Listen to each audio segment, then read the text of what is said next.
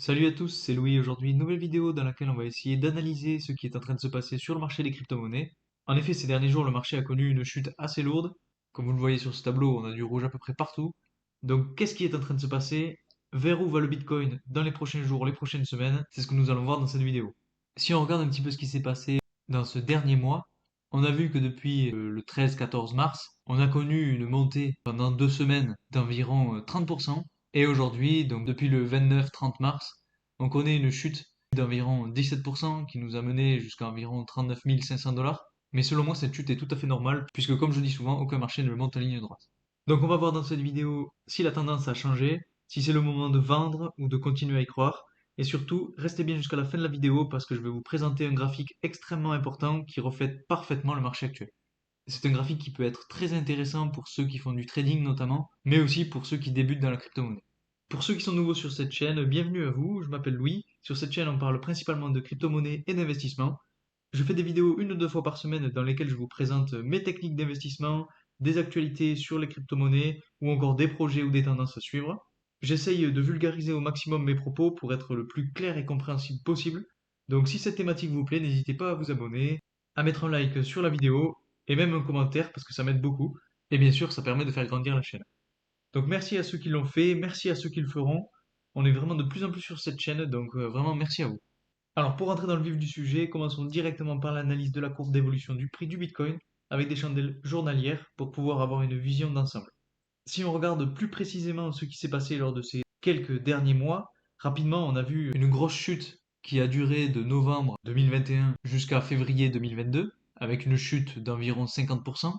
Ensuite, après avoir vu un bas du marché à environ 35 000 dollars, on est reparti à la hausse et on a vu que le Bitcoin faisait des allers-retours dans une espèce de triangle haussier, un triangle que je vais essayer de tracer. Ce triangle que j'ai tracé ici, donc que vous voyez en bleu, a su être extrêmement précis puisqu'on remarque que la tendance de support est très nette. On a vraiment des bas qui viennent toucher à chaque fois cette ligne de tendance. Donc c'est extrêmement précis. Je pense que bon nombre de traders ont dû l'utiliser et ont fait de gros profits. Ce qui est important de regarder, c'est que cette tendance est plutôt haussière. Comme on peut le voir sur ce graphique, on a des bas de marché qui sont de plus en plus hauts et des hauts qui sont de plus en plus hauts eux aussi. Donc c'est plutôt bon signe. En revanche, on a vu que le Bitcoin était sorti de ce triangle haussier donc le 25 ou 27 mars et tout le monde a cru que le Bitcoin repartait à la hausse alors que finalement ce qui s'est passé c'est que le Bitcoin est re-rentré dans cette tendance, dans ce triangle haussier pour redescendre jusqu'à environ 39 500 dollars et venir se faire supporter une nouvelle fois sur la ligne de tendance. Donc c'est plutôt très positif selon moi, puisqu'on a même vu un rebond sur cette ligne de tendance. Il va falloir vérifier dans les prochains jours si cette tendance tient ou si on passe en dessous. Si on passe en dessous, ça sera plus problématique et il faudra se poser d'autres questions sur d'autres niveaux de support. Donc maintenant qu'on a vu cette sortie du triangle, on peut retracer d'une autre façon la tendance et on aurait quelque chose à peu près comme ceci. On a donc toujours des bas de plus en plus haut et des hauts de plus en plus haut. Donc encore une fois, c'est très positif.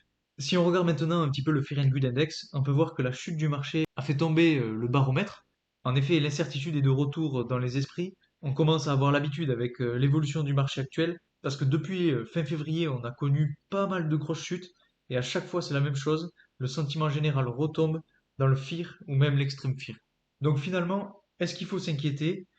Selon moi, non, puisque c'est finalement ce qu'on voit depuis la fin du mois de janvier. En plus de ça, on a vu qu'à chaque fois que le prix redescendait, il n'allait pas plus bas que la fois précédente, donc c'est plutôt bon signe. Alors la question qu'on peut se poser, c'est est-ce que le marché peut aller encore plus bas? Bien sûr que cela peut arriver, car comme vous le savez, le marché est plutôt instable et très volatile, mais selon moi, il y a quand même peu de chances qu'on aille encore plus bas. En tout cas, si ça arrive, on a toujours le support de 30 000 dollars qui est extrêmement puissant et qui nous permettra de prendre de nouvelles positions pour le long terme. Donc dans tous les cas, on sera gagnant. Autre chose de très important dont je voulais vous parler, c'est ce que sont en train de faire les whales. Généralement, les whales contrôlent plus ou moins le marché, donc selon moi, c'est très intéressant de les suivre. On voit qu'en ce moment, la troisième plus grosse whale du Bitcoin est en train d'accumuler du Bitcoin de plus en plus, ce qui veut dire que pour elle, on est dans un bas de marché. Suivre ce que font les whales est une de mes stratégies qui fonctionne plutôt bien, parce que si on regarde l'évolution de son portefeuille, on remarque qu'il est en constante augmentation, et logiquement, si vous faites pareil, le vôtre va lui aussi augmenter. Pour expliquer rapidement ce schéma, voilà, en bleu vous avez l'augmentation du portefeuille de la whale et en rouge vous avez l'évolution du prix du Bitcoin. Et si on regarde un petit peu l'historique des transactions de la whale, on peut voir que depuis le début du mois, la whale n'a pas arrêté d'accumuler. Et alors, c'est pas des petites sommes. Quand on a 289 bitcoins, 2900 bitcoins, ou encore là, on a des accumulations de 100, 150, 400, 500 aujourd'hui. Donc, c'est vraiment monstrueux.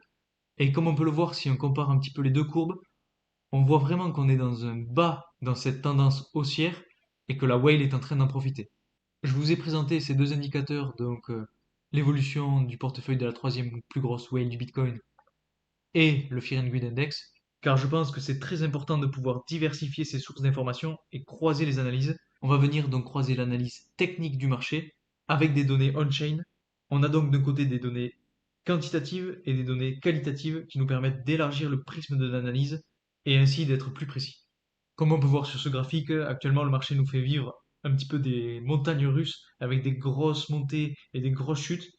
Donc ces derniers mois, on a vraiment un marché difficile avec un véritable festival d'émotions. Il faut donc savoir rester zen dans ces moments-là et essayer de ne pas être guidé par ses émotions. S'il y a bien une chose que ce marché m'a appris, c'est la gestion des émotions. Je dis cela principalement pour les débutants, pour vous éviter de faire les mêmes erreurs que moi. Quand le marché est baissier, il faut savoir rester fort, poser son téléphone, arrêter de le regarder, arrêter de regarder ses applications de trading, ses applications de crypto-monnaie pendant quelques jours pour y revenir une fois que le marché sera meilleur. Un autre conseil que je voulais vous donner, c'est de n'investir que l'argent que vous êtes prêt à perdre. Comme ça, lors des grosses chutes, vous serez moins enclin à réagir sous le coup de l'émotion.